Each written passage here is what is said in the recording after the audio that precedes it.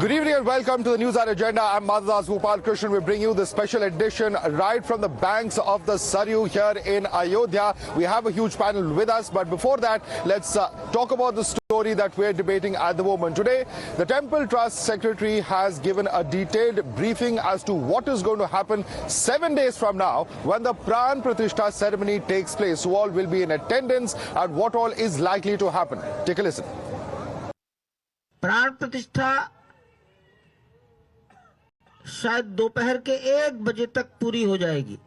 12:20 से प्रारंभ होकर 1 बजे तक पूरी हो जाएगी, ये प्लानिंग की जा रही है। सभी महानुभाव, विशिष्ट जन, माननीय प्रधानमंत्री जी डॉक्टर मोहन राव भागवत, मुख्यमंत्री महोदय अपने मनोभाव प्रकट करेंगे। However, the opposition is caught between a rock and a hard place. At one level, they do not want to hurt the sentiments of Hindus, particularly in the Hindi heartland and different parts of the country. And today we saw the UP Congress team visiting Ayodhya. They even took a dip in the holy river Saryu. But all of this is happening in the backdrop of the party's leadership declining to attend the Pran Pratishtha ceremony that is to take place on the 22nd.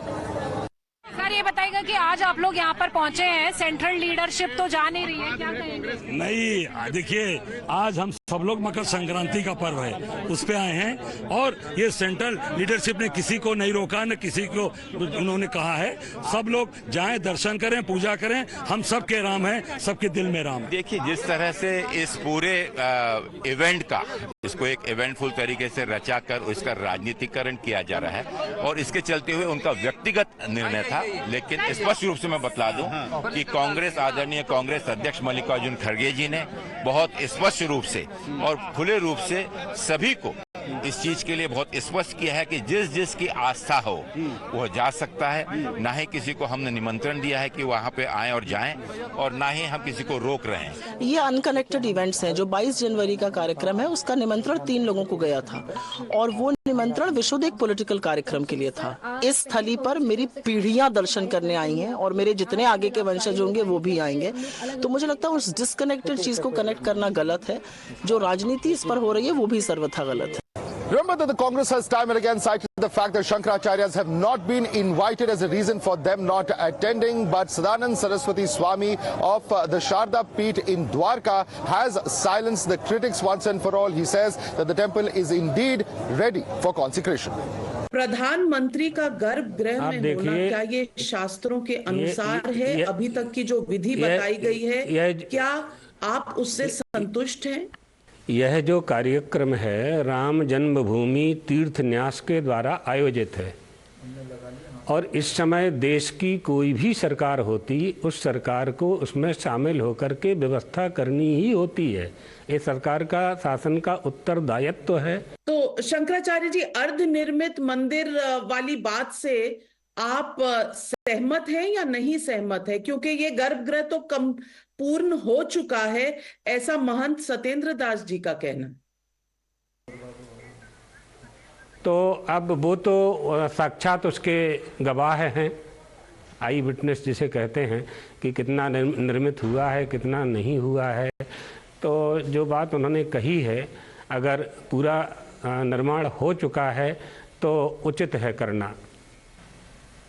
आप इसमें भाग लेंगे?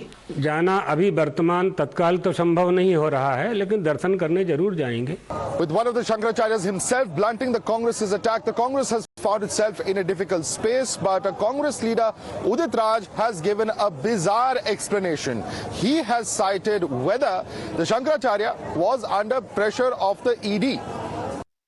See, it's Shankaracharya to clarify it. Why all 4 Shankaracharyas were speaking against it? They should look into themselves. They are contradicting themselves. Isn't it that it is a below moral standard? They don't have any morals. What they said earlier, now they are changing the stand. Maybe ED must have pressurized him. पहले भी party कार्यकर्ताओं विधायकों द्वारा सुंदरकांड कराया जाता रहा है मगर अब पार्टी ने ये तय किया कि इसको पार्टी के तौर पे एक स्ट्रक्चर्ड तौर पे जो है इसको हर महीने कराया जाएगा।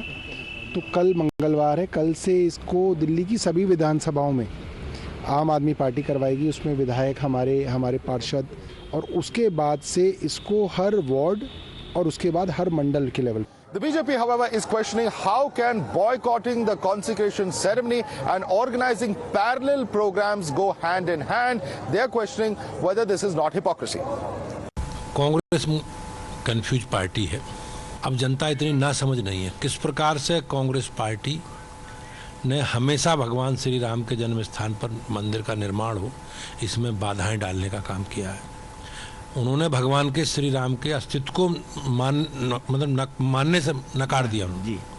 तो निश्चित रूप से अब वो सब जानते हैं, तो प्रदेश की जनता ऐसे दोहरे चरित्र वालों को उत्तर प्रदेश की राजनीति में कोई स्थान नहीं है। देखिए, कांग्रेस के पास इस समय बड़ी दुविधा है।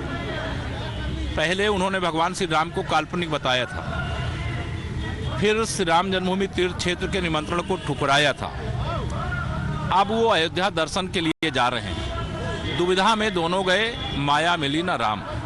कांग्रेस भय गति सांप सुचेंद्र केरी, और न लीलते उनसे बन रहा है न उगलते उनसे बन रहा है।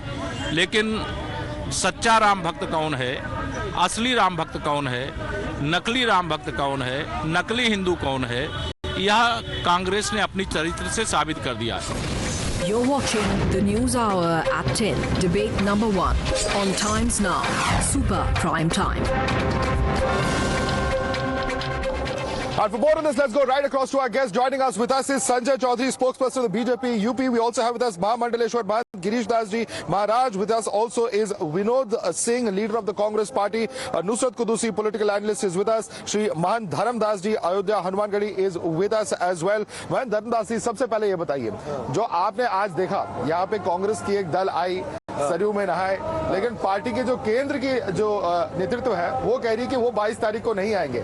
आप देखते हैं कहीं कुछ स्टेट यूनिट एक चीज कह रही है और पार्टी की जो केंद्रीय नेतृत्व है वो कुछ और कह रही है, इसे आप कैसे देखते हैं? देखिए, भगवान सब के लिए है। अयोध्या में भगवान पार्टी के नहीं भगवान है, ये भगवान सनातन संस्कृति के मूल आधार हैं, सनातन है। इनको क्या सभी को आने का अधिकार है, आएंगे, दर्शन करेंगे, जाएंगे।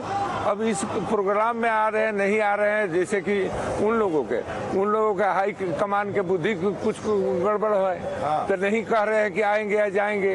इस पर टिप्पणी करना, देखिए किसी के धर्म पर टिप्पणी करना कि हम आएंगे नहीं आएंगे, तू ना आओ तो कहता क्या हो, लेकिन धर्म पर टिप्पणी नहीं करना चाहिए। सही बात। और अब आप मानते हैं कि सबको आना चाहिए था 22 तारीख को, क्योंकि बहुत बड़ी 22 तारीख के प्रधानमंत्री के कार्य में नहीं तो 22 के बाद आवे, 22 के पहले आवे।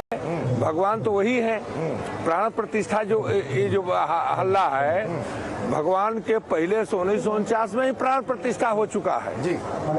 और उसके बाद में भगवान के उसी पर आर्डर भया भगवान को। ये प्राण प्रतिष्ठा ने भगवान को अपना जगह पर मूल आधार पर जाना है, और जो छोटे मोटे जो जगह बना है उसको में मूर्ति के प्राण प्रतिष्ठा होगा जी।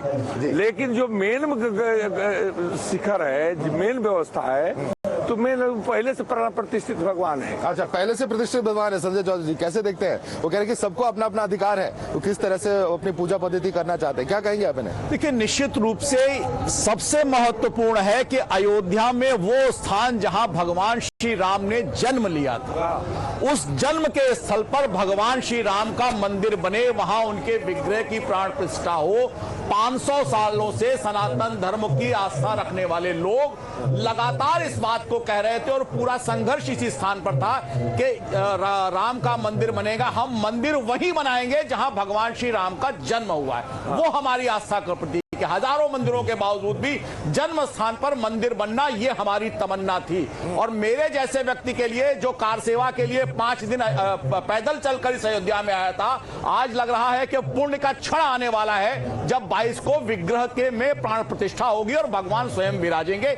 बहुत बड़ा अवसर है। इसको सामान्य घटना की तरह से जो देख रहे हैं, जो सोच रहे हैं, वो निश्चित रूप से अपने आप को भी विश्वासघात कर रहे हैं, भगवान के प्रति भी कर रहे हैं। ये बिल्कुल वैसे ही है जैसे भागीरथ ने गंगा को उतारा था और उनकी पीढ़ियां तृप्त हो गई थी। निश्चित रूप से यह उसी प्रकार का अवसर है और इसमें किंतु परंतु लगाना निश्चित रूप से सनातन धर्म के विरोध करने वालों के जो कह रहे थे कि हम मंदिर नहीं बनने देंगे, जो बाबरी मस्जिद एक्शन कमेटी के मेंबर्स थे वही अब कह रहे हैं कि पूरा मंदिर बनना चाहिए। आरोप कांग्रेस पर लगा रखी, कांग्रेस सनातन विरोधी है। सारे लोग उसमें कांग्रेस ही क्यों? आप देखिए ना कि दक्षिण के एक राज्य का व्यक्ति कहता है कि सनातन धर्म को समाप्त हो जाना चाहिए। वो लोगों का एक समूह है जो कहता था यहां बाबरी मस्जिद बननी चाहिए। बाबरी मस्जिद एक्शन कमेटी का जो सेक्रेटरी था उसको समाजवादी पार्टी ने अपने समय अपर महाधिवक्ता बताया था। सरकार के पैसे से बाबरी मस्जिद एक्शन कमेटी का जो वकील था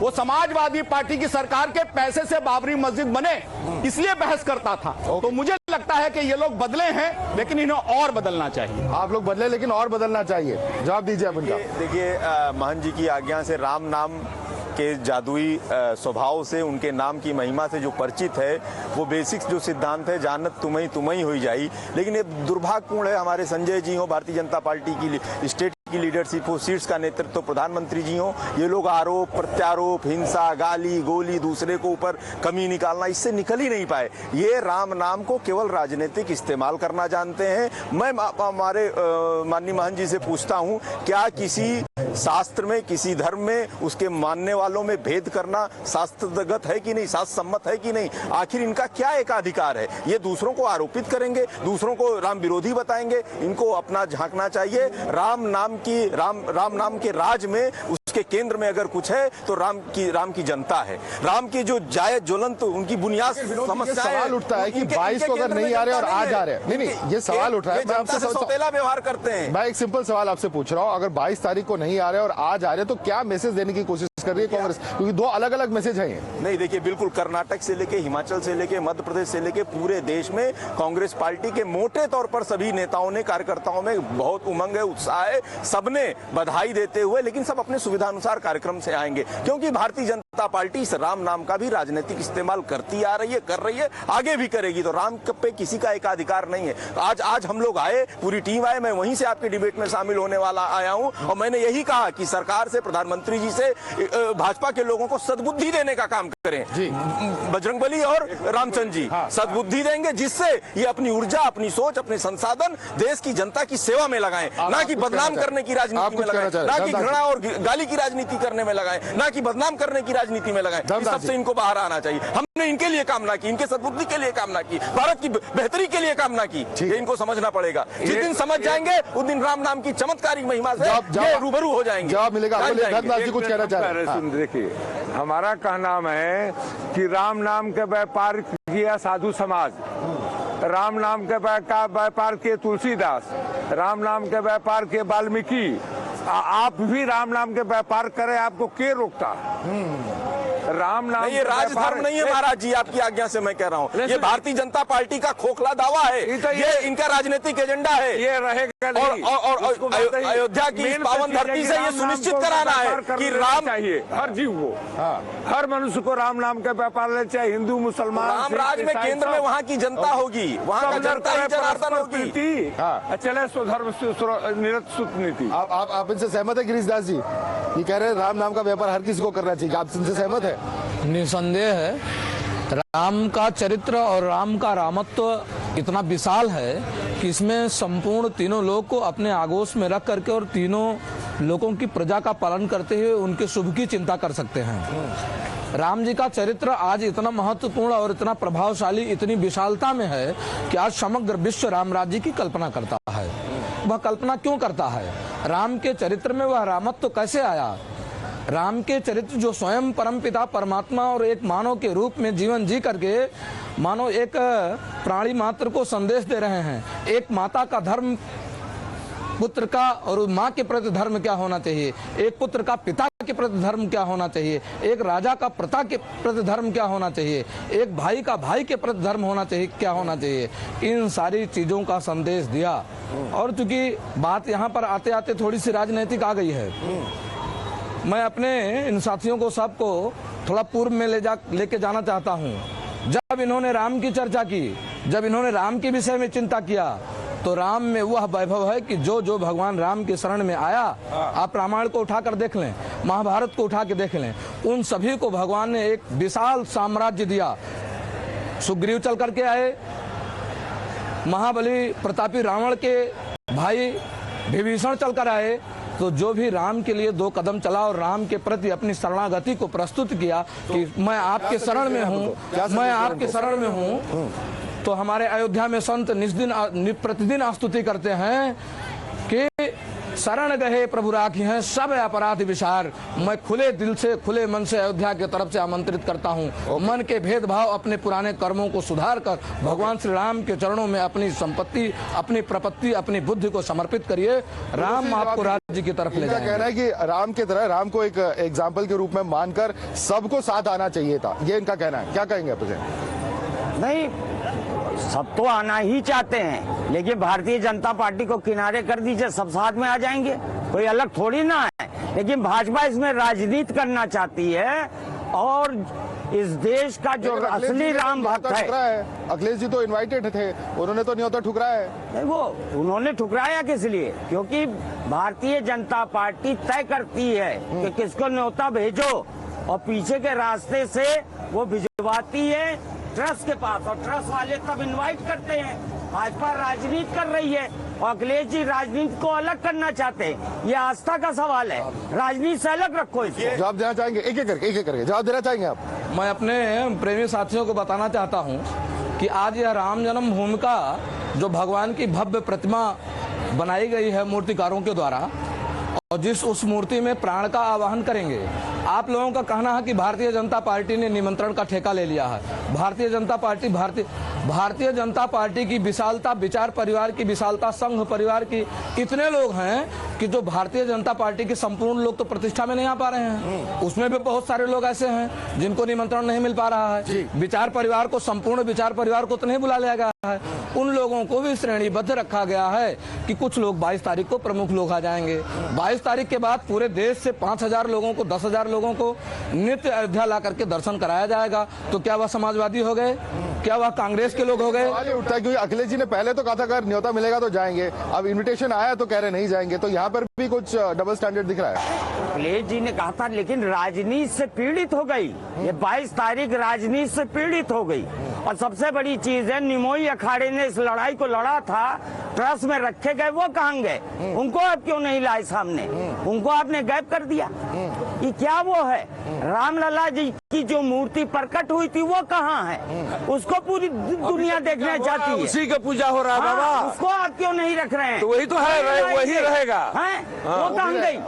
वो ही रहेगा, वो भी होगा, ये भी होगा, दोनों होंगे। आप ट्रस्ट के वो जो है बयान कह रहे वो मूर्ति कहाँ गई? क्या जवाब देना चाहिए? तो हम कह रहे हैं कि वो मूर्ति कहीं ना गई है ना, वो वही मूर्ति पूजा होगी। ट्रस्ट के महामंत्री क्यों बयान दे रहे हैं कि नई मूर्ति बनाई गई है? नई मूर्ति कोई बना करके कोई आप जवाब देना चाहिए? रखेंगे। लगता है कि जब अच्छे काम होते हैं तो कुछ लोगों का काम होता है उसमें भी निंदा करना, उसमें भी कमियां ढूंढना, क्योंकि कांग्रेस निंदा कोई नहीं कर रहा है। आप गलत जगह मोड़ रहे हैं, निंदा नहीं कर रहा है कोई। देखिए, सुन लीजिए, देखिए कांग्रेस और कांग्रेस के लोग वही हैं जो चांद में भी दाग ढूंढते हैं। ये वही हैं जो सूर्य की रश्मियों को भी कहते हैं कि एक बार तुम कहीं आते हो, एक बार दक्षिणी ध्रुव में आते हो। जिनकी मंशा नकारात्मक है वो हर चीज में नकारात्मकता देखते हैं, और जिनकी मंशा सकारात्मक है वो हर चीज में सकारात्मकता देखती है। इस अयोध्या में अपने लहू को बहाने के बावजूद कारसेवक उल्लास के साथ, उमंग के साथ, देश के वैभव से अपने आप को जोड़ते हुए, आज मैं लखनऊ से आ रहा था, सैकड़ों आदमी पैदल चला आ रहा है इस अयोध्या के लिए, इस विश्वास के साथ कि 500 साल के बाद जो हिंदू अस्मिता का मंदिर बनेगा वो इस देश को जोड़ेगा। मुझे लगता है ये कांग्रेस भी बदली है और कांग्रेस को देखना चाहिए। बापू तो गाते थे रघुपति राघव राजा राम पति तपावन सीताराम, वो सीताराम की बात करते थे, वो राम की बात करते, लेकिन अब कांग्रेस कहां पहुंच गई? वो राम के मंदिर के प्राण प्रतिष्ठा के समारोह में आने से भी गुरेज करती है। और कांग्रेस के पराभव का यही कारण है कि राम जो देश की अस्मिता के प्रतीक थे, जिसको इकबाल कहते थे कि है राम के वजूद पर हिंदुस्तान को नाज, इस हिंदुस्तान में रहने वाला हर व्यक्ति राम से अपने आप को संबंध पाता है। लेकिन ये राजनीतिक दल जिनके हाथ कारसेवकों के खून से सने हुए हैं, निश्चित रूप से वो आत्मग्लानि के कारण ही अयोध्या में घुसने का साहस नहीं कर रहे। जवाब दीजिए, राजनीतिकरण आप कर रहे हैं, ये कह रहे हैं। नहीं, ये दुर्भाग्यपूर्ण है, इनका मानसिक विकार है, भारतीय जनता पार्टी का दिवालियापन है मानसिक रूप से, और राम के नाम पर, धर्म के नाम पर जो राजनीति करने की इनकी सोच है, परंपरा है, उसका ही इन्होंने विवरण दिया यहाँ पर। देखिए, हमारे तो मूल में, हमारे तो रग रग में, मन मन में राम की भावना निहित है। हम राम सम्मत जो बात होगी, जनता के हित में, जनता को केंद्र में रखते, उसको सार्वजनिक जीवन में, राजनीतिक जीवन में उसको सेवा के माध्यम से हम उसको प्रफुल्लित करने का, बढ़ाने का, विकास करने का काम करेंगे। लेकिन इनके केंद्र में जनता नहीं है। ये हर आम हिंदू की, हमारे शंकराचार्य महोदयों की और साधु समाज से जुड़े हुए, धर्म कर्म से जुड़े हुए सभी लोगों के मन में 2-3 मुख्य बातें हैं जो मैं वर्णन करना चाहूंगा आपकी आज्ञा से। देखिए, क्या कारण है, इनकी ही बात को मैं बढ़ाऊं। राम मंदिर में, मंदिर निर्माण के लिए जिन लोगों ने त्याग, तपस्या, बलिदान दिया, वो किसी भी वर्ग से, किसी भी प्रांत से, किसी भी क्षेत्र से आए, आज उनका प्रतिनिधित्व के नाम पर उनका क्या है? ये इवेंट क्या एक प्राइवेट, मैं आपके दर्शकों पर यह सवाल छोड़ता हूं, क्या एक सरकारी भारतीय जनता पार्टी का प्रायोजित इवेंट बनके तो नहीं रह गया है? आखिर अब उनको दिखाई क्यों नहीं देता? केंद्र में उनको रहना चाहिए। यहाँ स्थानीय हमारे साधु संत हैं, इनको केंद्र में रखना चाहिए। इनके जो सब लोग आपस में बैठ के तय कर ले, जिनको सबको वरिष्ठ माने, जिनको सब पर श्रद्धा आदर आए, उनके साथ उद्घाटन करें। आखिर इस कार्यक्रम प्रॉब्लम पता है कहाँ आती है विनोद जी? प्रॉब्लम ये यहाँ आती है, कर रहे हैं क्योंकि पॉलिटिकल स्कोर कर रहे हैं। सुन ली आपकी बात, लेकिन मेरे सवाल का जवाब भी दीजिए। प्रॉब्लम यहाँ आती है जब शंकराचार्य खुद बाहर आते हैं, जैसे द्वारका के शंकराचार्य, उन्होंने आके कहा कि बिल्कुल सही हो रहा है, कोई इस तरह की प्रॉब्लम नहीं है, कॉन्सिक्रेशन हो सकती है, गर्भगृह पूरी तरह से तैयार है। तब आपके पार्टी के नेता उदित राज वो कहते हैं कि ईडी का दबाव है शंकराचार्य पे, तो ये भी तो राजनीतिकरण है। नहीं, बिल्कुल वो उनका व्यक्तिगत बयान होगा, मैं उनसे सहमत हूं, लेकिन मैं संजय जी से और आप सबसे पूछता हूं, क्या किसी भी हिंदू धर्म में ये मान्यता है, आचार्य जी, हमारे आचार्यगण बताएंगे दोनों, अधूरा, आधे अधूरे माहौल में प्राण प्रतिष्ठा संभव है? नहीं है। अभी भी शिखर और पूरा काम करें तो कम से कम 7-8 महीने लगेंगे। शंकराचार्य खुद कह रहे हैं, आपने शंकराचार्य का एग्जाम्पल दिया, शंकराचार्य खुद कह रहे हैं। पूछना चाहता हूं, देश स्वतंत्र हुआ, सोमनाथ के मंदिर का उद्घाटन राजेंद्र प्रसाद जी करने गए और उसके बाद 12 साल तक वो सोमनाथ का मंदिर बनता रहा। भगवान श्री राम रामेश्वरम में भगवान श्री राम ने स्वयं रामेश्वरम में शिवलिंग का अभिषेक किया। जब शिवलिंग का अभिषेक किया उसके बाद मंदिर बना, वर्षों के बाद, और हम उसमें जाकर पूजन अर्चन करते हैं। आप अपनी तुलना भगवान राम से मत करिए, कृपा करके आप अपनी तुलना मत करिए। केवल उसमें से गलतियां छांटना, ऐसे छोटी सी छोटी चीज में भी कोई, जैसे बहुत बड़ा कोई स्वच्छ जगह हो और वहां छोटा सा कोई मक्खी मर जाए तो कह रहे यहाँ तो सब गंदा हो गया, गंदा हो गया, गंदा हो गया। यही इनका भाव है, और मुझको लगता है कमियां देखना ही इनका भाव है।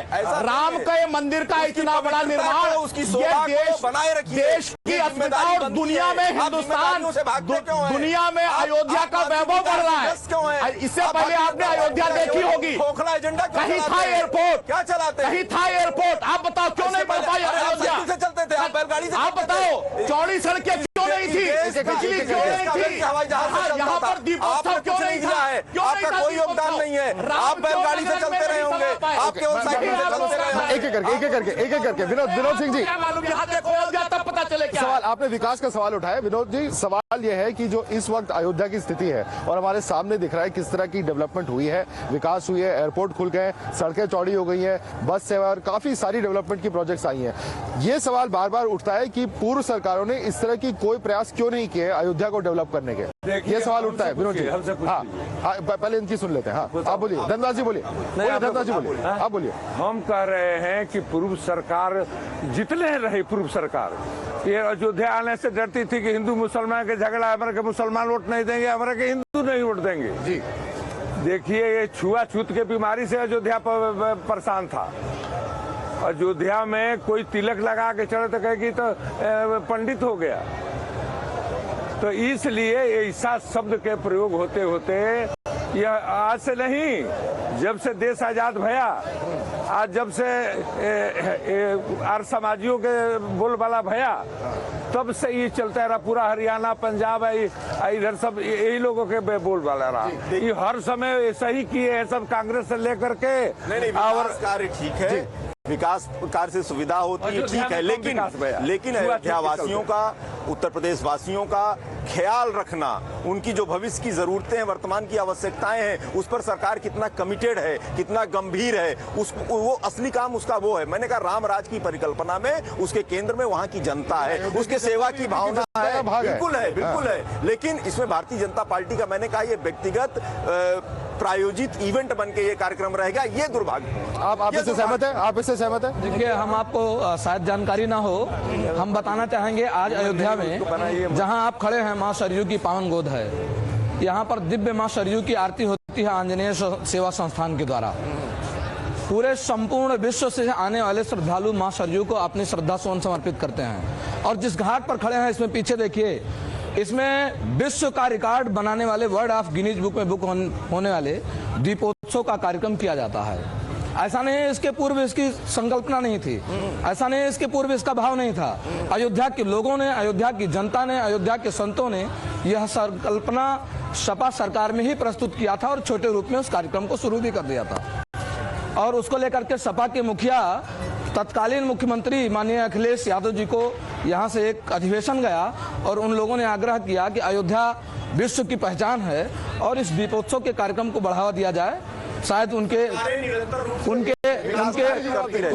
कुछ लोगों को शायद यह जानकारी भी होगी, उन्होंने इस कार्यक्रम को अनुमति प्रदान की और उस अनुमति प्रदान करने के बाद जब यहाँ कार्यक्रम की भव्य तैयारी हुई तो उनके लोगों ने कह दिया कि इससे एक पक्ष नाराज होगा, सत्ता को भारी नुकसान वोटों का उठाना पड़ेगा, मुस्लिम वोट नहीं करेगा, और उन्होंने इस कार्यक्रम को उपेक्षित कर दिया। वोट बैंक पॉलिटिक्स की वजह से आप कह रहे हैं। और उसके बाद जब भारतीय जनता पार्टी की सरकार आई तो आज भारत की पहचान के रूप में यह अयोध्या का दीपोत्सव है। आपने सवाल पूछा एसपी से, समाजवादी पार्टी ने पूरी तरह से वोट बैंक की राजनीति करी है यहाँ पे, ये कहना है इनका, जवाब दीजिए। ऐसा नहीं है, ये झूठा आरोप है और ये भाजपा लगाती आई है। महाराज पता नहीं कैसे लगा रहे हैं, ये बहुत महाराज इसलिए बता रहे हैं कि महाराज होता है गए थे, लेकिन असलियत ये है। अखिलेश जी के साथ देखिए क्या झूठ बोल रहे हैं। अखिलेश जी के साथ मीटिंग हुई थी, एक एक करके। हाँ जी, हम बता रहे हैं आपको, इस अयोध्या राम की नगरी है और राम ने एक जानवर, कोई जानवर था तो उसको भी स्थापित कर दिया। आप कह रहे हैं गलत बोल रहे हैं, तो क्या गलत बोल रहे हैं? पहले इनका जवाब तो दीजिए। मीटिंग नहीं हुई,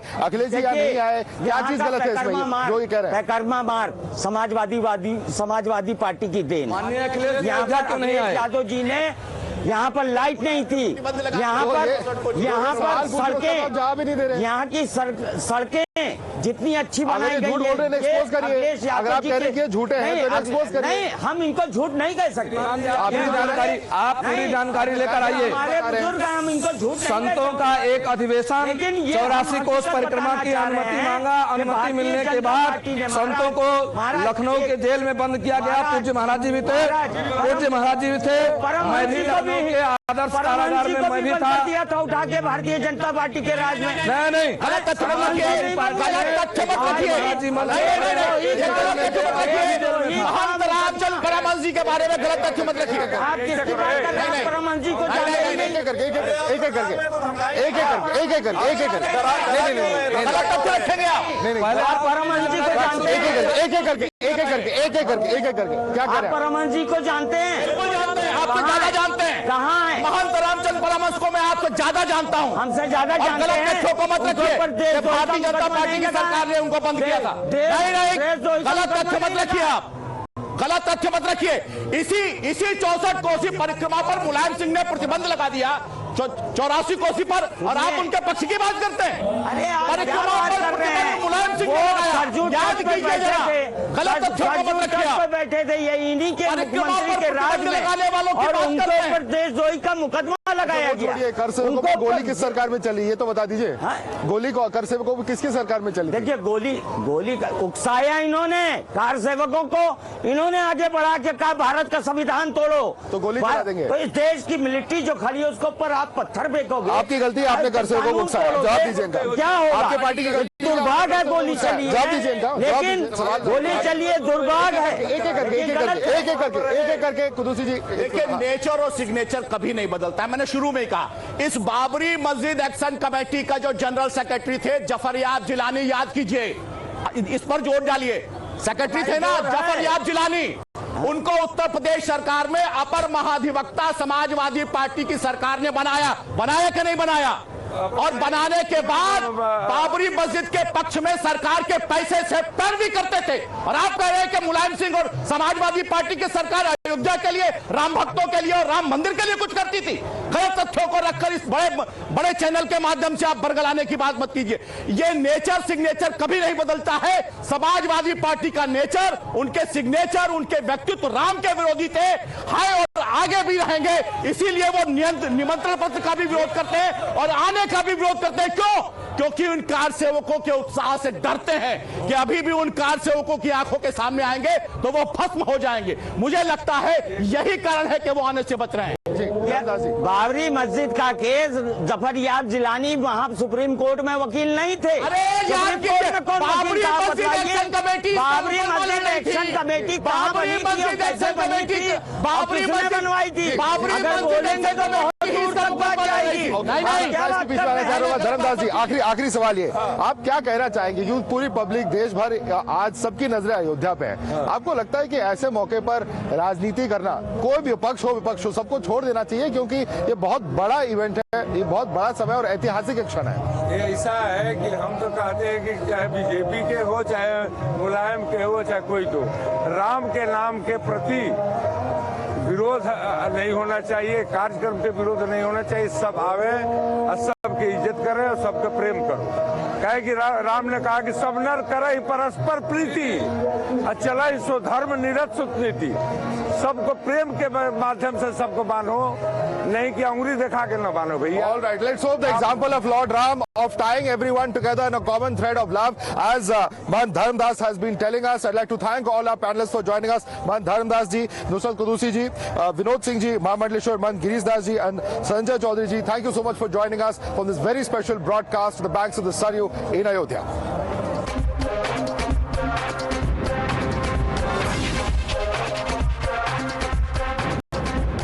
It's a misty morning in Ayodhya and you can see the construction work of the Ram Janmabhoomi temple. It is underway even as we speak, in full swing for the 22nd of January. The Prime Minister has announced in Nasik that he will be undergoing a 11-day Anushtan. He's also announced that they will be following the Yam Niyam, something that is a set of rituals or practices that have to be followed and are extremely difficult as well at the same time. To understand that, to understand the significance of what the pujas are that are taking place over here and how all of it will actually be taking place, we have with us Acharya Chandrabhanu Sharma, who is the Anushtan Pramukh Yagyacharya. Indradev Mishra is with us. He's the Pujari of the Sri Ram Janmabhoomi, as well as Pankaj Kaushik, Jyotishacharya, Yagya Amantrit Vidwan. आचार्य जी, सबसे पहले मैं आपसे पूछना चाहूंगा, ये जो अनुष्ठान जो प्रधानमंत्री ने इसकी घोषणा की है, इसका थोड़ा मतलब हमें समझाइए। यम नियम के साथ साथ जो अनुष्ठान की जो प्रक्रिया है, इसके क्या मायने हैं? सभी प्रकार के संयम बरतना, जो प्रधानमंत्री जी ने जो अनुष्ठान लिया है, ये अभूतपूर्व है। अभी तक किसी भी प्रधानमंत्री ने इस प्रकार के अनुष्ठान का आयोजन नहीं किया। उन्होंने ये जो 11 दिवसीय अनुष्ठान लिया है, ये बहुत महत्वपूर्ण है, क्योंकि देवो भूत्वा देवम यजेता, देवता बनकर देवता की पूजा की जाती है। इसमें किस किस तरह की जो सावधानियां बरतनी पड़ती हैं या किस तरह की प्रैक्टिसेस हैं, चाहे खाने की बात हो, चाहे फिजिकल बात हो, चाहे मेंटल बातें हो, किस तरह की इसमें रिस्ट्रिक्शंस रहती हैं? इसमें विशेष रूप से जो है संयम रखा जाता है बहुत सी बातों का, जैसे गर्म नहीं खाना है, बहुत ठंडा नहीं खाना है और भूमि पर शयन है। इस प्रकार के संयम इसमें बरते जाते हैं। जी, तो बहुत मुश्किल काम है ये। मुश्किल है वो तो 11 दिन के। इंद्रदेव जी, आप हमें बताइए, जो यहाँ पे पूजा की जो पद्धतियां हैं और आने वाले दिनों में क्या स्पेशल अरेंजमेंट्स किए जा रहे हैं, क्योंकि यहाँ के अर्चकों का भी चयन किया जाएगा, इसके बारे में क्या क्या हो रहा है, हमें थोड़ा बताएं। देखिए, ऐसा है कि ट्रस्ट ने निश्चित किया था कि भगवान राम के अपने वहाँ गर्भगृह में पधारने से पूर्व चतुर्वेद पारायण यज्ञ स्वाहाकार हो। तो चारों वेदों के सभी शाखाओं से, जो वर्तमान में जितनी भी शाखाएं प्राप्त हैं, उन सभी शाखाओं के विद्वानों को बुला करके और पारायण यज्ञ स्वाहाकार किया गया। आज यजुर्वेद माध्यन्दिनी शाखा का पूर्णाहुति था। और ट्रस्ट का यह भी था, हमारे श्रीमान चंपत राय जी का निर्देश था और पूज्य स्वामी गोविंद देवगिरी जी महाराज जी का, कि पूरे देश के सभी राज्यों से सभी का सहभागिता हो इस कार्यक्रम में। ये ना हो कि कहीं विशेष एक ही स्थान से, ऐसा नहीं। उसको ध्यान में रखते हुए पूरे देश से विद्वानों को बुलाया गया। सभी लोगों ने आकर के बड़े ही मनोयोग से निष्ठापूर्वक इस कार्य को संपन्न किया। और आज पिछले 550 वर्ष से जो हमारा हिंदू अपने आराध्य भगवान राम के मंदिर के लिए संघर्ष कर रहा था, वह समय अब समाप्त हो चुका है और प्राण प्रतिष्ठा का कार्यक्रम 16 जनवरी से प्रारंभ होने वाला है। इतना आनंदमय, इतना हर्षोल्लास के साथ में पूरे अयोध्या में हर तरफ वेदध्वनि का गुंजायमान हो रहा है, आनंदमय है सब। और मैं तो यहाँ तक कह सकता हूँ कि पूरे देश का ही वातावरण बिल्कुल राममय बन गया है। हम सभी का सौभाग्य है कि हमें मोदी जी के जैसा और हमारे यशस्वी मुख्यमंत्री श्रीमान आदित्यनाथ योगी जी के जैसा ऐसे नरेश प्राप्त हुए हैं।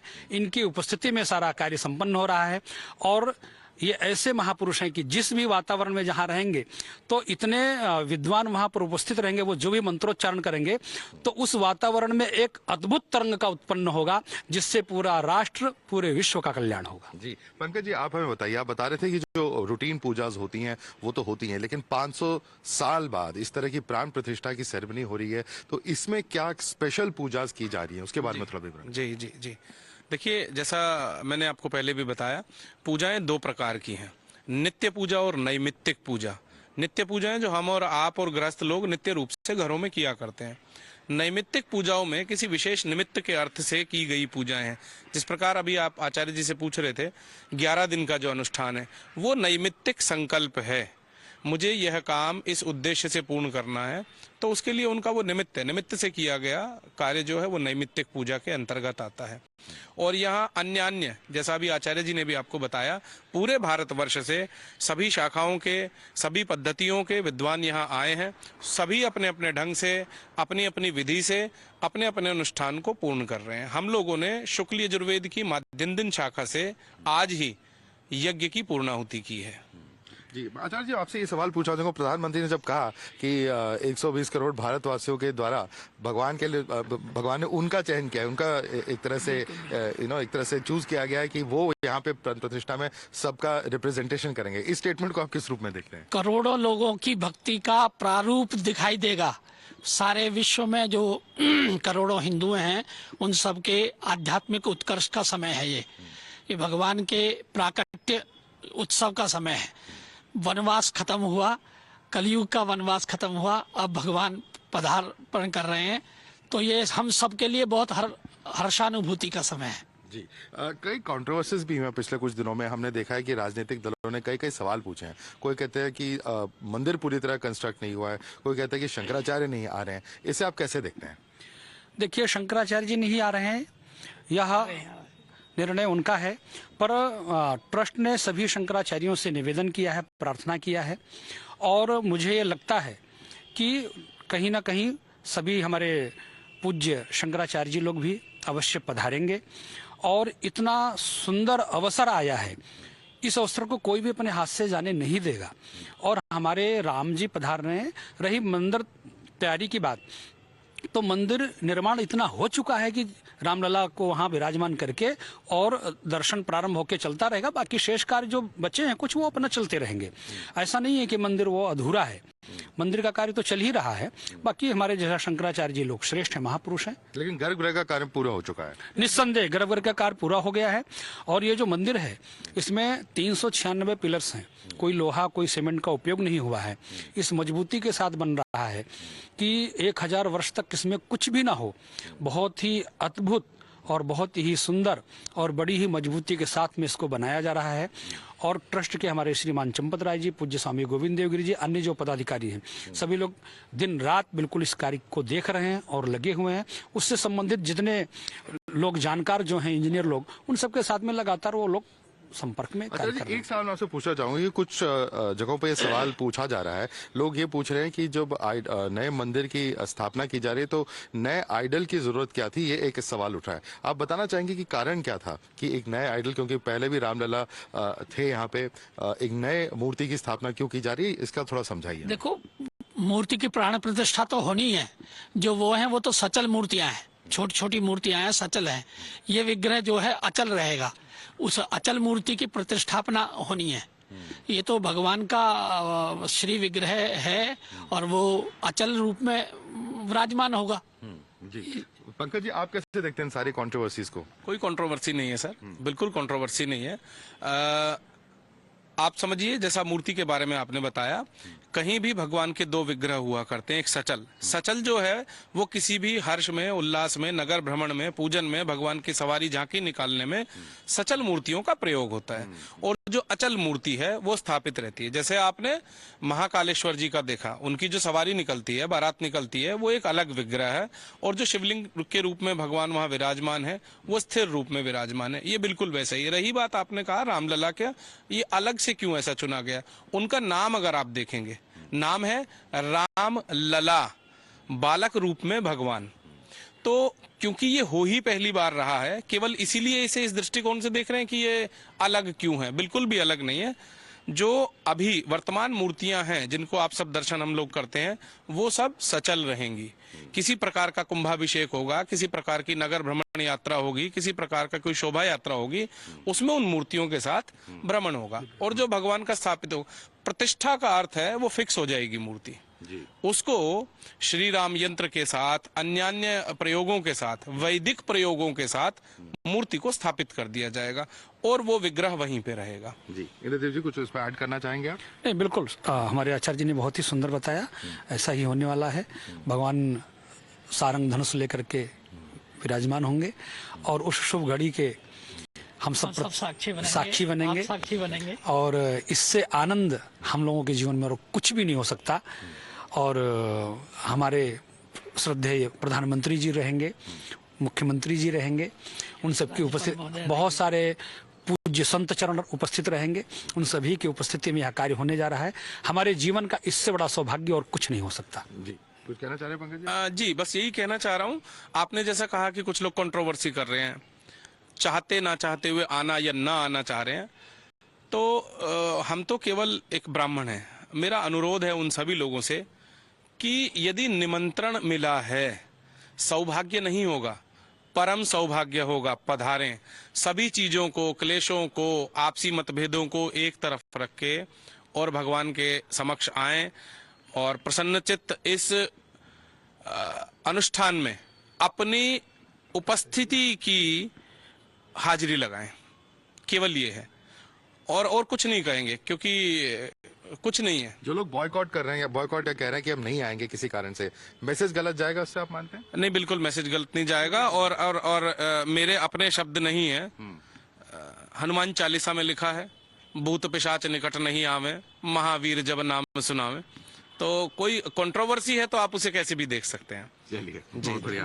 हमारे साथ बात करने के लिए बहुत बहुत धन्यवाद। You can see we are right outside and just few hundred meters away from the structure of the new Ram temple that is being built.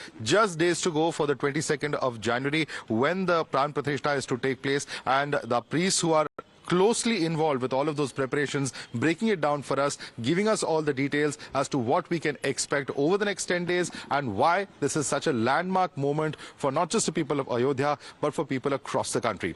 With Yogesh, Madhadas Gopalakrishnan reporting from Ayodhya for Times Now.